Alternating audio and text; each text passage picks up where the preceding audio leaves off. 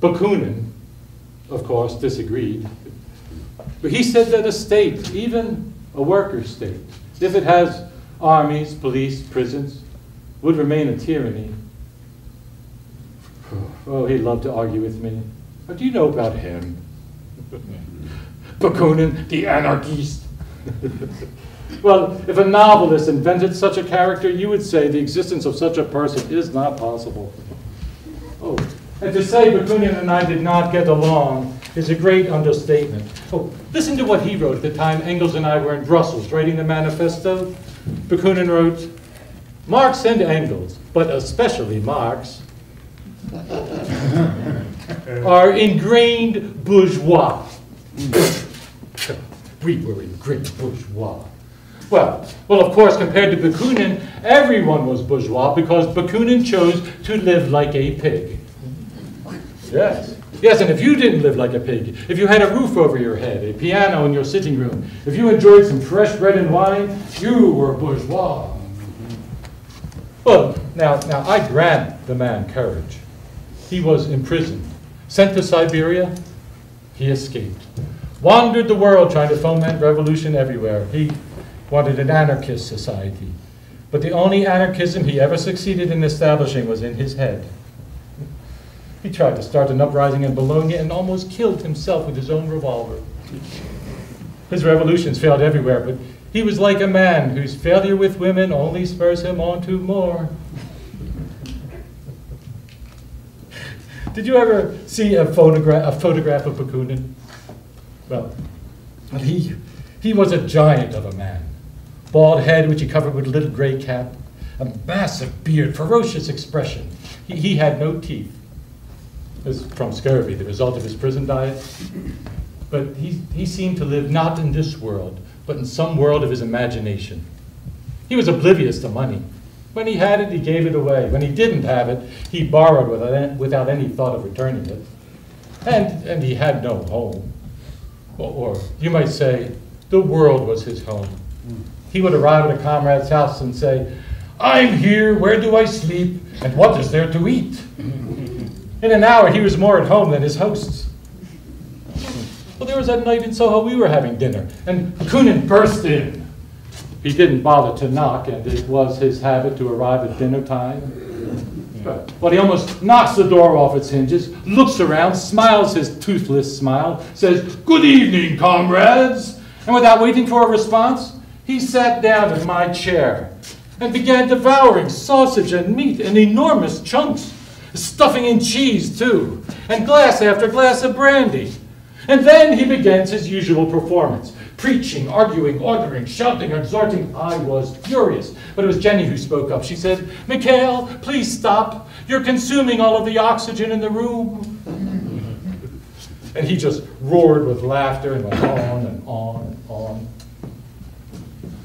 Bakunin's head was full of anarchist garbage, romantic, utopian nonsense. I wanted to expel him from the International.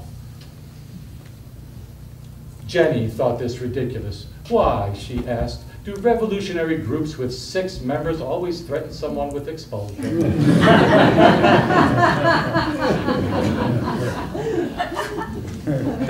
And he had 100 disguises because of now, Bonaparte wanted glory. So he made the mistake of attacking Bismarck's armies. He was quickly defeated, whereupon the victorious German troops marched into Paris and were greeted by something more devastating than guns. Silence.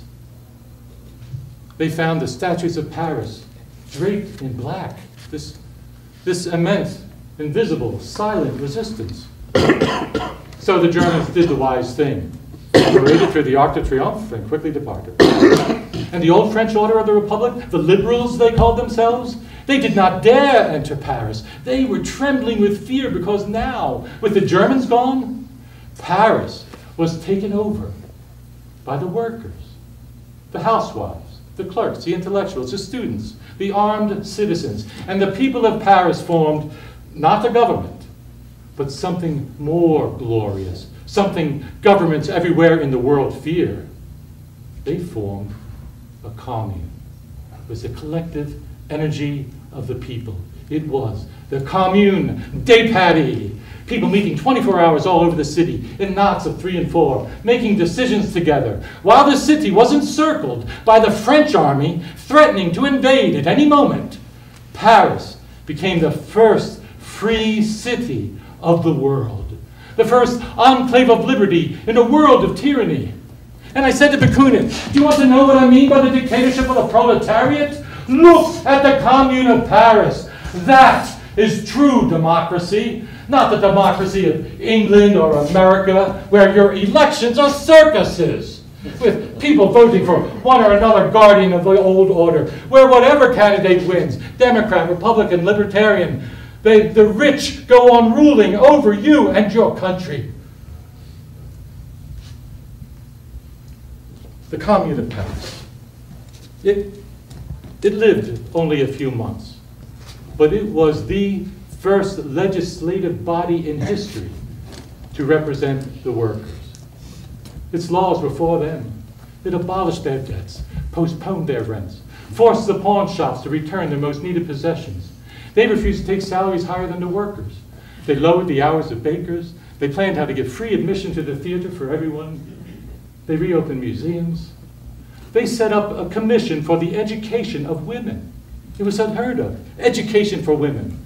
And they took advantage of the latest in science, the light-to-the-air balloon. They launched one out over Paris to soar across the countryside. They were dropping printed papers for the peasants with a simple, powerful message. The message that should be dropped to working people everywhere in the world today. Our interests are the same. And the Commune declared the purpose of the schools: to teach young people to love and respect their fellow creatures. Now, I have read your endless discussions on education. That was such nonsense. Oh, they teach everything needed to succeed in the capitalist world. But do they teach the young to struggle for justice? And the communards understood the importance of that. And they educated not only by their words, but by their acts. They destroyed the guillotine, that instrument of tyranny. And then, wearing red scarves and carrying a huge red banner, they gathered around the Vendôme column, the symbol of military might. It was surmounted by the bronze head of Napoleon Bonaparte. Well, a pulley was attached to it. The capstan turned. The head crashed to the ground. And the people climbed on the ruins. And then that red flag flew from the pedestal. And it became a monument, not to the military might of some country, but to the entire human race. The men and women watching wept with joy. The Commune of Paris. The streets were always full, discussions going on everywhere. People shared things. Kindness ruled. The streets were safe without police of any kind. That was socialism.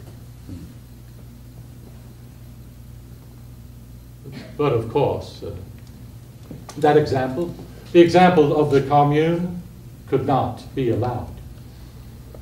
And so the armies of the Republic marched into Paris and commenced the slaughter. The leaders of the Commune were taken to Père Lachaise Cemetery, put against a stone wall, and shot. Altogether, 30,000 men, women, and children were murdered. So the Commune was crushed by wolves and swine. But it was the most glorious achievement of our time.